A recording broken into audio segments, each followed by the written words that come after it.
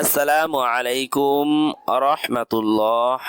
আজ আমরা জানব কোরআনের আলোকে মুনাফিকদের অভ্যাস। কিছু অভ্যাস এমন আছে যেগুলো মানুষকে মুনাফিকের কাতারে নামিয়ে দেয়। তাই প্রতিটি মানুষের উচিত এ ধরনের অভ্যাস পরিত্যাগ করা। নিম্নে পবিত্র কোরআনের আলোকে এমন কিছু মন্দ অভ্যাস তুলে ধরা হলো। এবাদতে অলসতা। এবাদত মহান আল্লাহর সন্তুষ্টি অর্জনের অন্যতম মাধ্যম। এবাদতে অবহেলা ও অলসতা আল্লাহর রহমত থেকে দূরে সরিয়ে দেয়। তাই কোনো অবস্থাতেই এবাদতে অলসতা করা যাবে না। পবিত্র কোরআনে এরশাদ হয়েছে, আর যখন তারা নামাজে দাঁড়ায় তখন শৈথিল্যের সঙ্গে দাঁড়ায়, শুধু লোক দেখানোর জন্য, এবং আল্লাহকে তারা অল্পই স্মরণ করে। সূরা নিসা আয়াতং 142। ধোঁকা দেওয়া। মহান আল্লাহ বলেন, নিশ্চয় মুনাফিকরা আল্লাহর সঙ্গে ধোঁকাবাজি করে, আসলে তিনি নিজেদের ধোঁকায় ফেলে। সূরা নিসা আয়াত নং 142। আল্লাহর বিধান অপছন্দ করা। মহান আল্লাহর দেওয়া বিধান অপছন্দ করা মুনাফিকের লক্ষণ। তাই মহান আল্লাহর কোনো বিধান অপছন্দ করা যাবে না। এরশাদ হয়েছে, এটা এজন্য যে আল্লাহ যা নাজিল করেছেন তারা তা অপছন্দ করেছে, কাজেই তিনি তাদের আমল নিষ্ফল করে দিয়েছেন। সূরা মুহাম্মদ আয়াত নং 9। কৃপণতা। আল্লাহর রাস্তায় ব্যয় করার ক্ষেত্রে কৃপণতা মুনাফিকের অভ্যাস।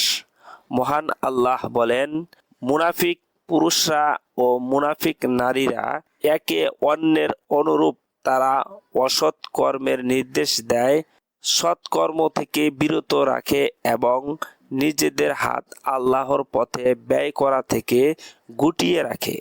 সূরা তাওবা আয়াত নং 67। ওয়াদা ভঙ্গ করা। এরশাদ হয়েছে, আর তাদের মধ্যে কেউ কেউ আল্লাহর কাছে অঙ্গীকার করেছিল, আল্লাহ নিজ কৃপায় আমাদের দান করলে আমরা অবশ্যই সদকা করব এবং অবশ্যই সৎকর্মশীলদের অন্তর্ভুক্ত হব। অতঃপর যখন তিনি নিজ অনুগ্রহে তাদের দান করেন তখন তারা এ বিষয়ে কার্পণ্য করল এবং বিমুখ হয়ে গেল। পরিণামে তিনি তাদের অন্তরে মুনাফিকি রেখে দিলেন।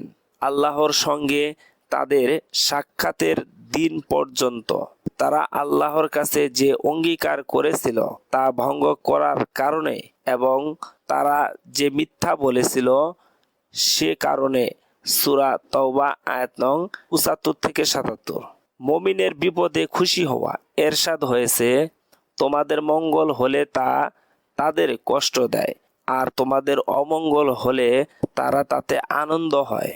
তোমরা যদি ধৈর্যশীল হও এবং মুত্তাকি হও তাহলে তাদের ষড়যন্ত্র তোমাদের কোনো ক্ষতি করতে পারবে না। তারা যা করে নিশ্চয়ই আল্লাহ তা পরিবেষ্টন করে আছেন। সূরা আল ইমরান আয়াত নং 120। আল্লাহর আদেশের বিরুদ্ধাচরণ।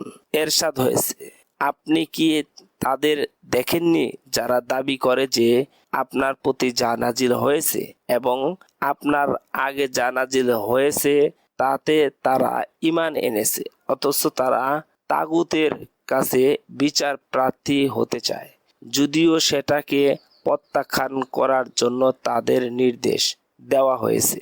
আর শয়তান তাদের ভীষণভাবে পথভ্রষ্ট করতে চায়। তাদের যখন বলা হয় আল্লাহ যা নাজিল করেছে তার দিকে এবং রাসূলের দিকে এসো, তখন মুনাফিকদের আপনি আপনার কাছ থেকে একেবারে মুখ ফিরিয়ে নিতে দেখবেন। সূরা নিসা আয়াত নং 60 থেকে 61। সংবর্ধনের মাধ্যমে ষড়যন্ত্র করা। সংবর্ধনের নামে ষড়যন্ত্র করা। কিছু মানুষ ফিতনা ফাসাদ সৃষ্টি করে বেড়ায়। পবিত্র কোরআনে এ অভ্যাসকে মুনাফিকের অভ্যাস আখ্যা দেওয়া হয়েছে। এরশাদ হয়েছে, আর যখন তাদের বলা হয় তোমরা জমিনে ফাসাদ সৃষ্টি করো না, তারা বলে আমরা শুধু সংবর্ধনকারী।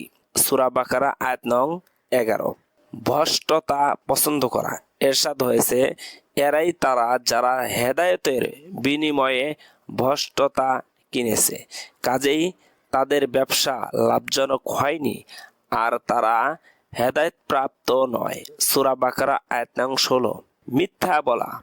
তারা তাদের শপথকে ঢাল রূপে ব্যবহার করে আর তারা আল্লাহর পথ থেকে মানুষকে বিরত রাখে। তারা যা করছে তা কত মন্দ। সূরা মুনাফিকুন আয়াত নং 2। মহান আল্লাহ সবাইকে মুনাফিকদের অভ্যাস ত্যাগ করার তৌফিক দান করুন। আমিন।